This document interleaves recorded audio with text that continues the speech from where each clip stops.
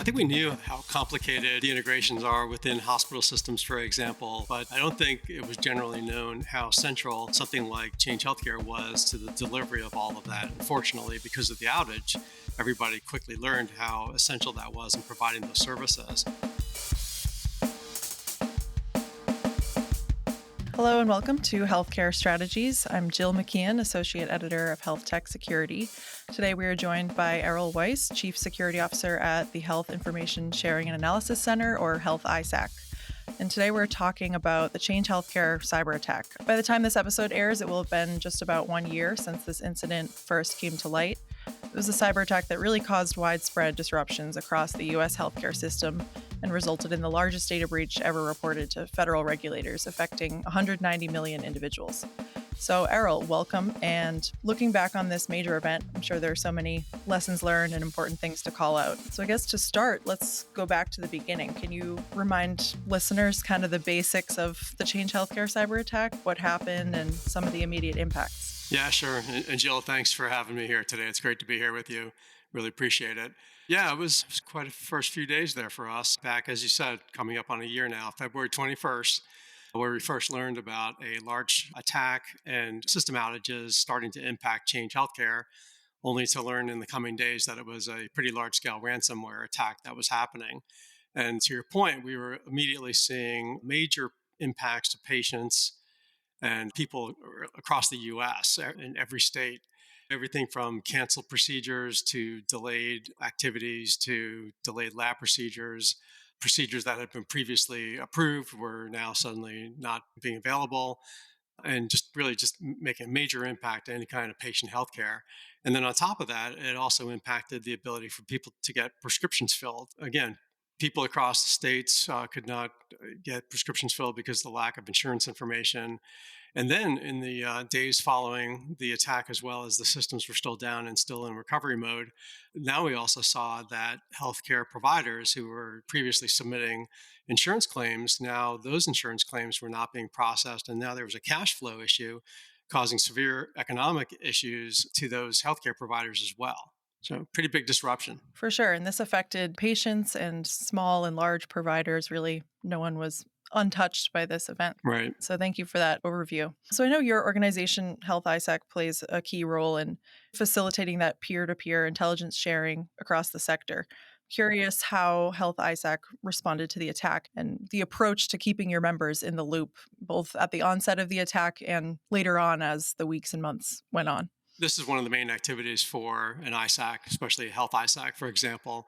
So as we learned about the attack happening on that day, we immediately set up dedicated secure chat channels for our members to get together to be able to share advice, response strategies, etc. And there wasn't really much being said about what was happening. So there was just a lot of guesswork happening.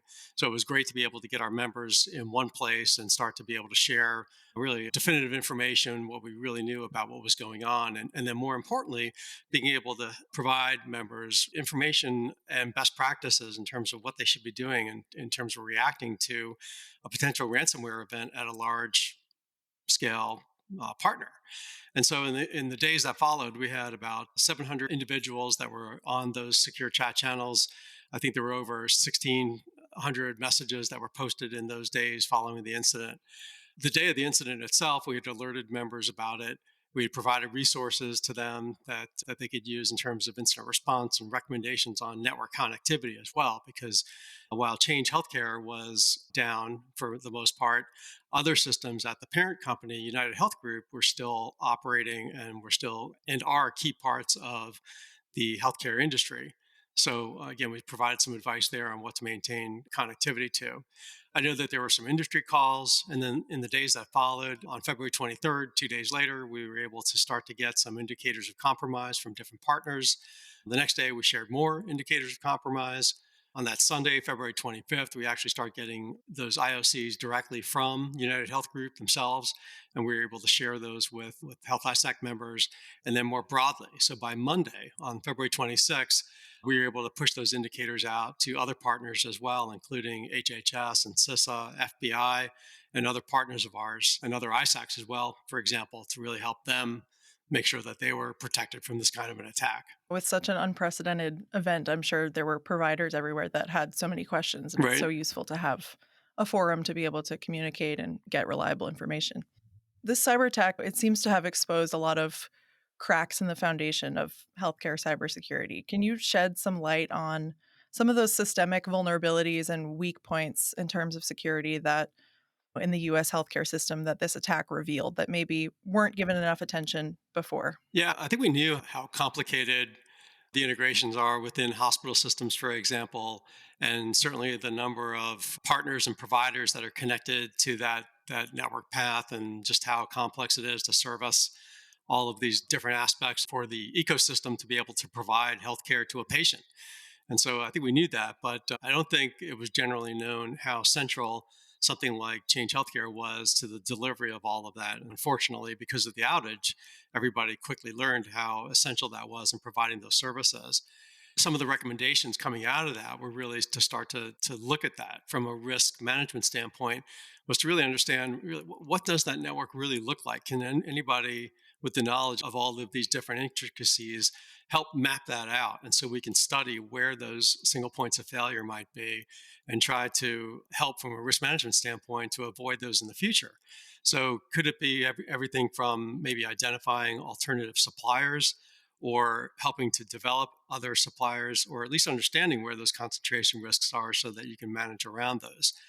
The other aspect of it also was just discerning lessons learned and updating your own individual response plans. So when something like this would happen, you had a better idea of some of the steps that you needed to take in order to protect your own business and livelihood, let's say, and still maintain the ability to deliver critical patient care.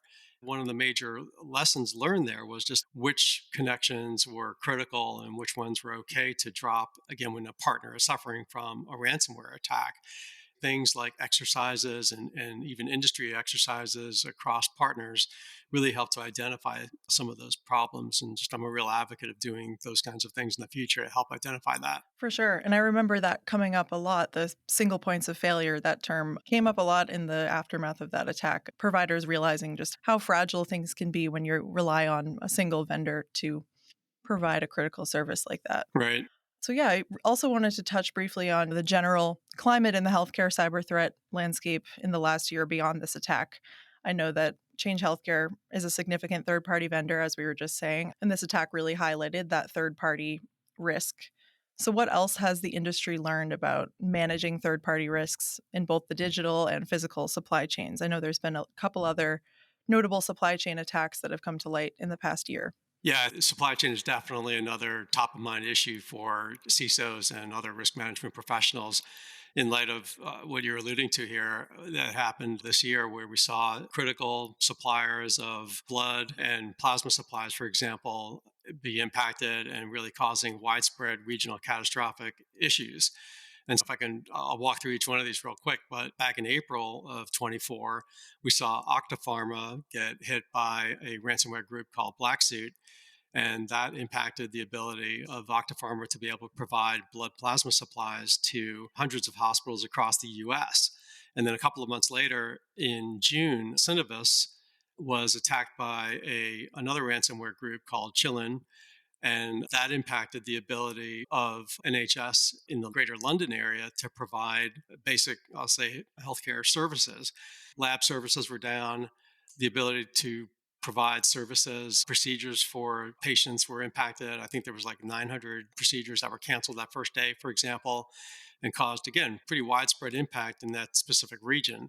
And then lastly, the one I wanted to highlight was OneBlood, which is a blood supplier in the state of Florida and surrounding areas. And in July, also got hit by another ransomware group, and it impacted the ability of them to be able to provide blood products to hospitals across Florida. And being here in Florida as well, so trying to keep up on what was going on, talking to some of the hospital CISOs that I knew, and really trying to understand what the impact of that was. And they were pretty concerned about what was happening, but were able to keep services running from what I understood at that point. Coincidentally, each of those three ransomware events that I mentioned were all from Russian ransomware gangs. And it told me that maybe the ransomware actors have figured out that if they can go after key suppliers like these blood suppliers, plasma suppliers, for example, not only are they potentially vulnerable, but maybe they might be even more inclined to pay the ransomware because of how critical these services are. So pretty scary. Definitely. Yeah, that's a really important call out. These cyber criminals are going after the big vendors to have the biggest impact, Right. which is certainly a scary thought. And reflecting back on the Change Healthcare cyber attack as well, which was another vendor that an attack on that vendor had a major impact on the whole sector. I'm curious how else cyber threats have evolved since then. Are cyber criminals looking at the Change Healthcare cyber attack and feeling more emboldened given the success of that attack? And how are those tactics changing now compared to a year ago? Yeah, I have to agree. I think when you see criminal groups being paid a $21 million ransom, of course, it just reinforces that business model, unfortunately. And then we just see larger ransom demands in the future and more of it. So it's just really an unfortunate situation and horrific to see the lengths that these criminal groups are willing to go to in order to make a dollar. To answer the question, really, I see two concerning trends that started to emerge in 2024. And I think we'll certainly see these this year and for the near term future as well. But continuing on that ransomware extortion issue, we've also seen these criminal gangs. We know they're trying to extort the hospitals for as much as they can. But we've also seen the criminal gangs actually go after the patients themselves. So they're able to steal a copy of the data while they're doing the ransomware before they start shutting all the systems down.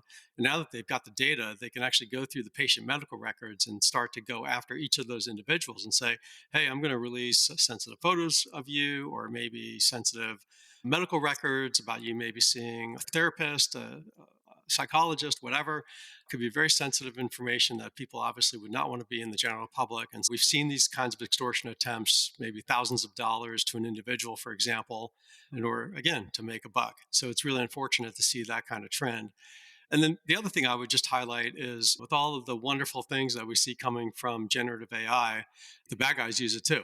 And so the adversarial use of AI will only continue to see more of it.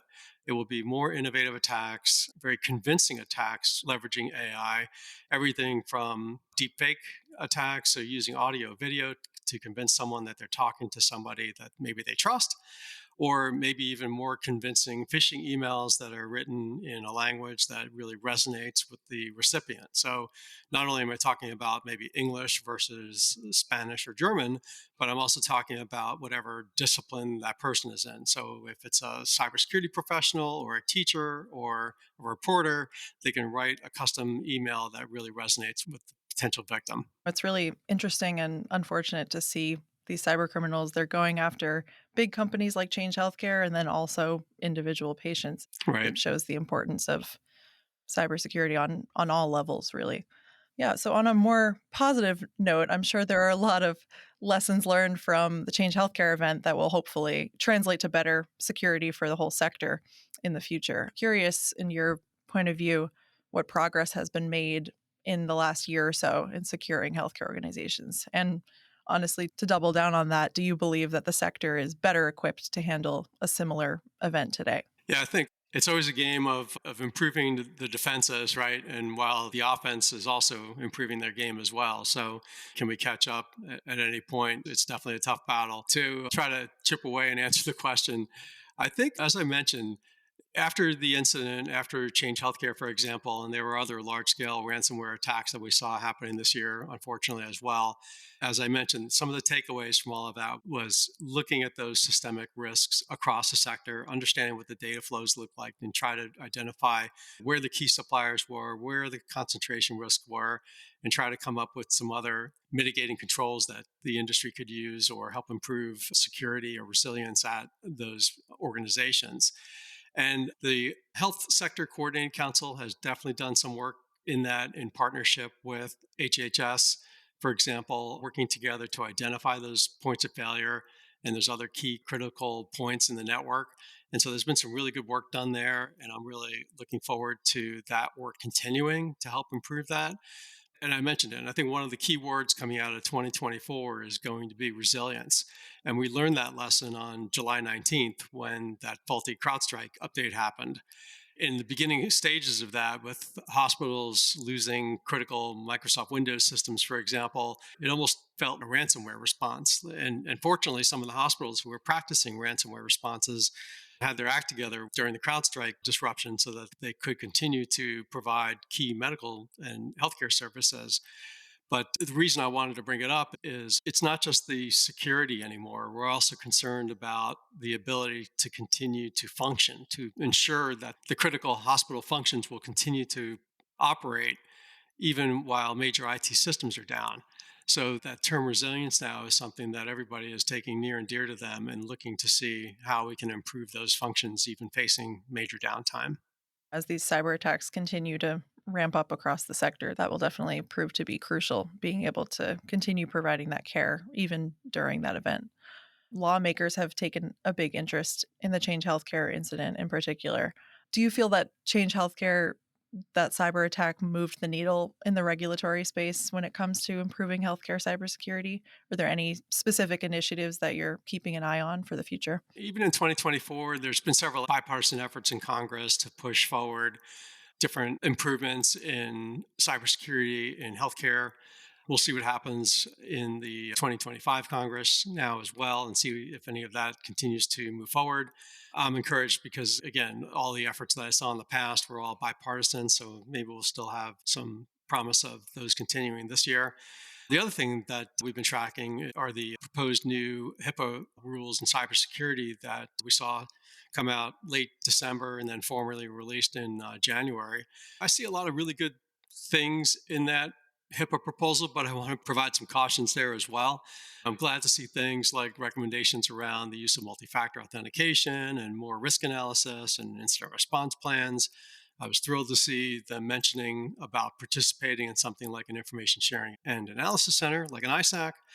But implementing many of these recommendations is going to be very difficult and is going to have enormous costs for it. I think about the smaller healthcare providers across the US that don't necessarily have full time cybersecurity staff, or they even have very thin IT operating staff, and that organization is already working on a razor thin budget as it is.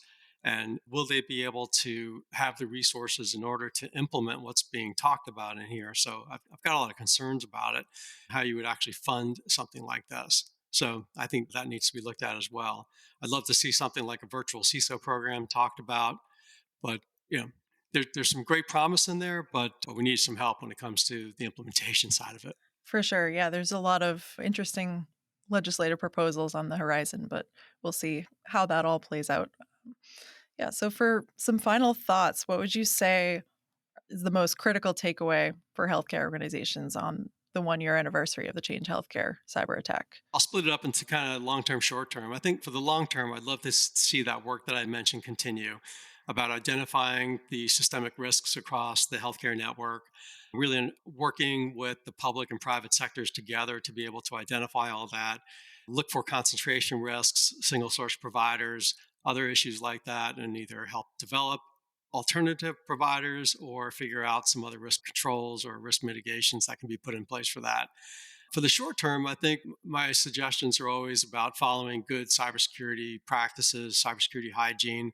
If you held me down to three, I would say patch, make sure you're patching, keeping up to date, back your systems up and make sure that those backups work.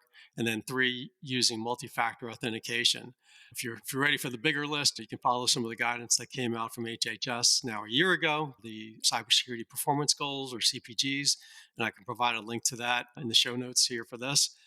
And then I'd also recommend folks would participate in an information sharing community, much like what we read in those new HIPAA recommendations. It talks about how you can learn from the network, how you can learn from the community, stay up to date on threats, and implement best practices by learning from your peers. So it's a great avenue to share. And if you're listening to me now and you're in the healthcare sector, we'd love to have you join Health ISAC. But there's lots of other ISACs and information sharing organizations that are out there. So I would encourage you to find something in your community that you can participate in. And the last thing I would mention is we did publish the Health ISAC annual cyber threat landscape report. And so that report is available on our website now. And again, I'll provide the link for that in the show notes. And you can check that out and see what some of the big issues were from last year, some of the forecasts that we have about 2025, and what you can better do to protect your organization. And I think more importantly, use the information in there to help prioritize efforts for protecting your organization, your cybersecurity program going forward into 2025 and beyond. Awesome. Thank you so much. And that's great advice. Staying connected with your peers in the healthcare space as this cyber threat landscape continues to evolve, super crucial. So thank you so much, Errol, for sharing your insights and for joining us on this week's episode. Yeah, thanks again for having me. And thank you, listener, for tuning in. If you liked what you heard, head over to Spotify or Apple and drop us a review. We will be choosing some of our reviews to be read on the show in appreciation, so keep listening through to the end because you might get name dropped. See you next time. Music by Kyle Murphy and production by me, Kelsey Waddell. This is a Tech Target production.